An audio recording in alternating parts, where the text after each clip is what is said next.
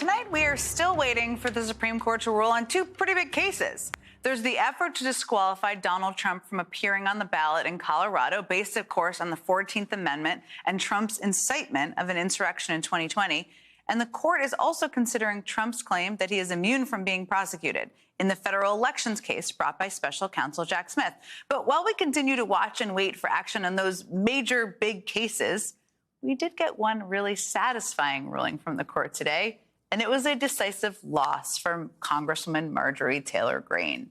The court rejected the Georgia Republicans' case, trying to overturn the hefty fine she incurred for repeatedly refusing to wear a mask on the House floor during the pandemic. That's right. Marjorie Taylor Greene took her COVID conspiracies all the way to the highest court in the land. Of course she did. You may remember Congresswoman Greene and some of her MAGA colleagues flouted the rules over and over and over again. Even while sheltering in place during the January 6th insurrection, by the way, as thousands of people died of COVID every day across the country. Marjorie Taylor Greene boasted about her total disregard for others' health and safety. I refuse to wear a mask. And Chris, I have to tell you something else.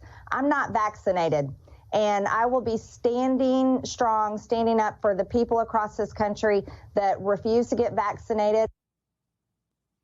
Eventually, it caught up with her financially.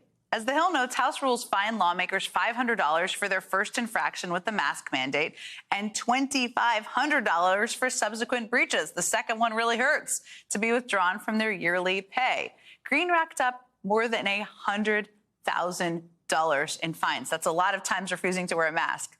That is also well over half of her annual salary.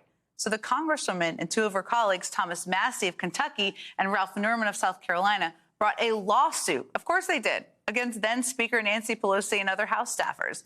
They argued basically that the fines amounted to an illegal reduction of their salary. They lost in front of the district court, again at the U.S. Court of Appeals, and now the Supreme Court has refused the case altogether, allowing the lower court ruling to stand. So, as it turns out, the rules apply to you too, Marjorie Taylor Greene. Mask up or pay up.